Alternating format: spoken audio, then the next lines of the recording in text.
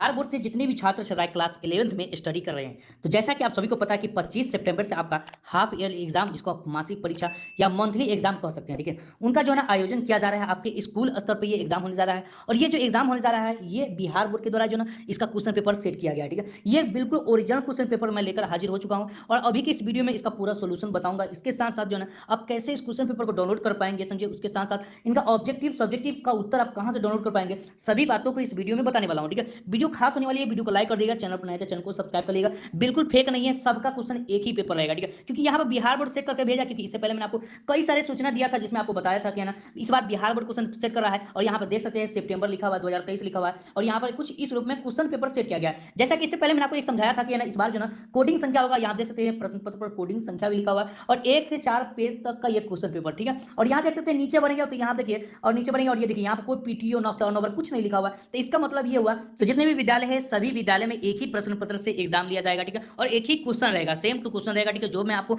ये क्वेश्चन बता रहा हूँ 100 क्या 200% छप कर आएगा ये क्वेश्चन, ठीक है। और यही क्वेश्चन आपको एग्जाम में देखने को मिला, ठीक है, क्योंकि ये ओरिजिनल क्वेश्चन पेपर लेकर मैं हाजिर हो चुका हूँ, ठीक है। तो चलिए स्टार्ट करते हैं। इससे पहले कुछ इंस्ट्रक्शन भी दिया हुआ है, इसमें समझते हैं क्या इंस्ट्रक्शन दिया है। सबसे पहले आप देखेंगे तो यहाँ पर प्रश्न पत्र में दिया हुआ खंड सेक्शन ए, इसमें वस्तुनिष्ठ प्रश्न दिया, मतलब ऑब्जेक्टिव टाइप प्रश्न दिया हुआ, ठीक है। और उसके ऊपर में लिखा प्रत्येक प्रकार के प्रश्नों के अंतर्गत दिए गए निर्देश का अनुरक्षण करें तथा इनके अनुसार उत्तर दें, ठीक है। मतलब तो है जो भी आपको निर्देश दिया है उनके अनुसार जो है ना इसमें उत्तर देना, ठीक है। पहले प्रश्न संख्या 1 से लेकर 30 तक जो ऑब्जेक्टिव प्रश्न दिया हुआ है, इनमें से जो है 4 ऑप्शन दिया हुआ है, एक प्रश्न के 4 ऑप्शन, जिनमें आपको एक प्रश्न का एक ऑप्शन यानी कि सही आंसर होगा, ठीक है। और इनमें से आपको 25 प्रश्नों का ही जवाब देना। इसका कहने का मतलब ये हुआ कि 30 में से 20 यानी कि 25 प्रश्नों का उत्तर देना आपको अनिवार्य है, ठीक है। तो चलिए हम स्टार्ट करते हैं, क्वेश्चन की तरफ बढ़ते हैं। और देखिए इसमें इसी को इस वीडियो को जो है मैं आपको साफ करके मैं आपको बता रहा हूँ, ठीक है। पहला नंबर यहाँ पर क्वेश्चन देख सकते हैं, भौतिकी को माना जाता है, ठीक है। उसको दूसरा नंबर यहाँ देखते हैं, वैज्ञानिक पद्धति को लागू करने का अंतिम चरण क्या है उसके बारे में यहाँ पर बताया जा रहा है, ठीक है। तो चलिए हम स्टार्ट करते हैं क्वेश्चन को। तो जैसा कि आप देख सकते हैं मेरे पास ये वही क्वेश्चन पेपर ये है जो मैंने आपको पहले दिखाया, ठीक है। और यहाँ पर पहला प्रश्न यहाँ देख सकते हैं, भौतिकी को माना जाता है, ठीक है। यहाँ पर आपको है ना इंग्लिश मीडियम में, मैंने आपको पहले ही बता दिया कि ना ये जो प्रश्न पत्र होगा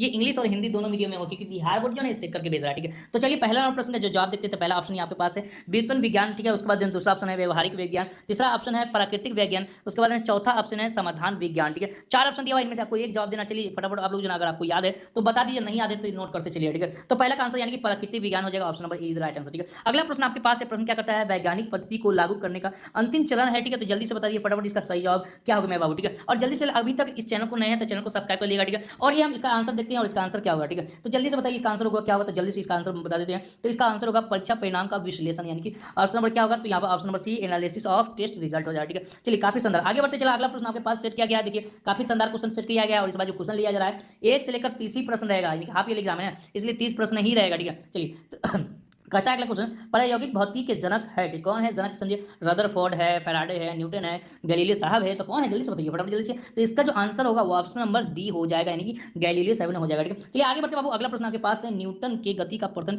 नियम वर्णित करता है, तो किनके द्वारा ये वर्णित करता है, तो जड़त्व के द्वारा, ऊर्जा के द्वारा, कार्य के द्वारा, उसके बाद जड़त्व की गति के द्वारा। तो जल्दी से फटाफट जल्दी से बताइए जल्दी से इसका आंसर क्या होगा, ठीक है। तो 4 का आंसर आपका हो जाएगा कौन सा, जल्दी से। तो जी बाबू इसका आंसर होगा ऑप्शन नंबर डी, यानी कि जड़त्व की गति का नियम, मोशन ऑफ इंटीरियर, ठीक है। चलिए तो अगला प्रश्न आपके पास है यहाँ पर क्वेश्चन नंबर 5 में कि एक्सरे की जो है ना खोज किसने किया था, ठीक है। तो जल्द बताइए इसका आंसर, 4 ऑप्शन दिया हुआ, फटाफट जल्दी से जवाब दीजिए, ठीक है। तो 5 का सही आंसर ऑप्शन नंबर क्या होगा, डी, यानी कि डी हो जाएगा, ठीक है। क्या होगा, डी हो जाएगा, ठीक है। रोएन जेन हो जाएगा, ठीक है।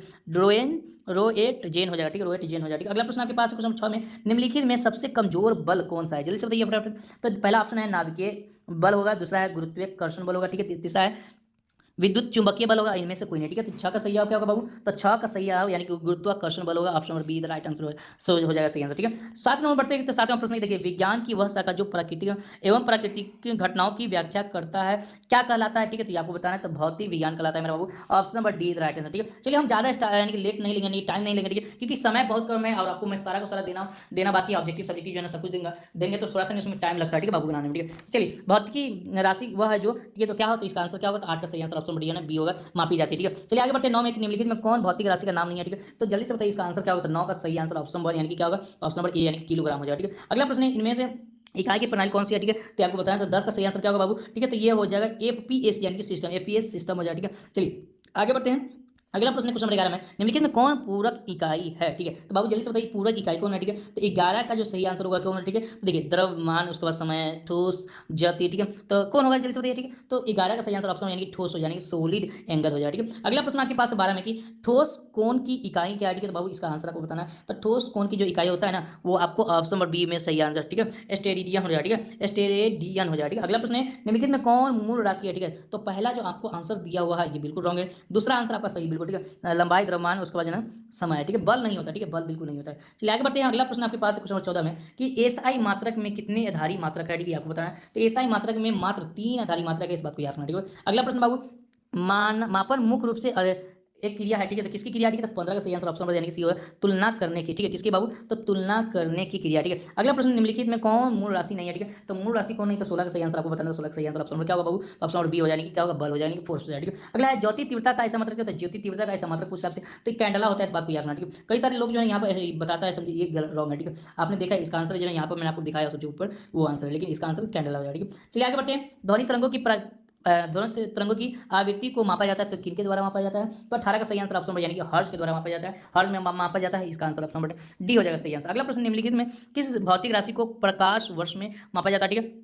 तो देखिए 19 का सही आंसर क्या होगा, तो देखिए दूरी, समझिए दूरी को मापा जाता है, ठीक है। अगला है देखिए एम एल माइनस 1 टी के पावर -2 विमान सूत्र होगी, ठीक है। तो किसका विमान सूत्र होगा, ठीक है। तो यहाँ पर ऑप्शन नंबर यानी कि प्रत्यास्थता गुणांक का होगा, option number C right answer, ठीक है। आगे बढ़ते अगला प्रश्न आपके पास है। प्रश्न यह देखिए निम्नलिखित में से किसका मात्रक है, मात्रक है लेकिन विमा नहीं, ठीक है। तो किसका मात्रक है लेकिन विमा नहीं, तो 21 का सही आंसर ऑप्शन नंबर घनत्व हो जाएगा, ऑप्शन नंबर ई राइट आंसर, ठीक है। अगला प्रश्न निम्नलिखित में कौन mlt-2 में से निरूपित नहीं किया जाता, ठीक है। तो इसका आंसर जो है आपको बताना है। तो 22 का आंसर बाबू, इसका आंसर जो है यहाँ पर शायद ए या बी इनमें से कोई हो सकता है, ठीक है। लेकिन इसका आंसर मैं आपको नहीं बता पाऊंगा क्योंकि आपको 25 प्रश्न का ही जवाब देना है, ठीक है। इसलिए आपको ज़्यादा प्रश्न कोई संख्या को बढ़ाने की कोई आवश्यकता नहीं है। उतना प्रश्न मैं यहाँ दे चुका हूँ जितना आप है ना, इससे ज़्यादा ही दिया हूँ, ठीक है। और उतना आपको जवाब देना ही नहीं है, ठीक है। 25 का ही जवाब देना है, तो इसमें से 1-2 क्वेश्चन छूट सकता है, ठीक है। अगर आपको पता होगा तो कमेंट बॉक्स में जरूर बता दीजिएगा, मैं आपको पिन कर दूंगा, आपका कमेंट सबसे ऊपर रहेगा, ठीक है। अगला प्रश्न न्यूटन की गति के प्रथम नियम को क्या कहा जाता है बाबू, ठीक है। तो इसका आंसर क्या होगा, ठीक है। तो 23 का सही answer option number C right answer, यानी कि जड़त्व के नियम को न्यूटन के तृतीय नियम कहते हैं, ठीक है। गति के प्रथम नियम कहते हैं, ठीक है। अगला प्रश्न है गति का सबसे साधारण प्रकार कौन सा है बाबू, तो 24 का जो है क्या होगा 24 का आंसर। तो पहला है वित्तीय गति, दूसरा है सरल रेखीय गति, और तीसरा है आवधिक गति, उसके बाद चौथा इनमें से सभी, ठीक है। तो बाबू इसका आंसर यानी कि बी हो जाने की कौन हो जाएगा, ठीक है। तो आप जानते हैं कि यहाँ पर सरल रेखीय गति हो जाएगी। आगे बढ़ते हैं 25 में, 25 का आंसर क्या होगा, तो 25 में वस्तु की प्रारंभिक एवं अंतिम स्थिति के बीच की न्यूनतम दूरी को क्या कहते हैं। तो 25 का सही आंसर ऑप्शन नंबर सी होगा, यानी कि विस्थापन कहते हैं, ठीक है। आगे बढ़ते हैं 26 में एक वस्तु 16 मीटर दूरी 4 सेकंड में तय करती है, तो वस्तु की चाल क्या होगी, ठीक है। तो 4 मीटर हो जाएगा, क्योंकि आप ऐसे यहाँ देखिए सिंपल तरीका, ठीक है। 16 मीटर दूरी तय करिए और 4 सेकंड में तय करिए, तो 16 बटा में 4 लिखेंगे, काट देंगे तो 4 मीटर पर सेकंड हो जाएगी। इस तरह से option number B right answer, ठीक है। अगला प्रश्न है देख सकते हैं 27 में कौन सा समीकरण वेग एवं समय में संबंध व्यक्त करता है, ठीक है। तो यहाँ पर जो ना option number A right answer होगा, ठीक है। यानी कि v बराबर u प्लस 80 हो जाएगा, ठीक है। औसत वेग को प्राप्त किया जाता है, तो किनके द्वारा प्राप्त किया जाता है, तो इसका आंसर ऑप्शन नंबर डी हो जाएगा सही आंसर, ठीक है। ऑप्शन नंबर डी हो जाएगा, ठीक है।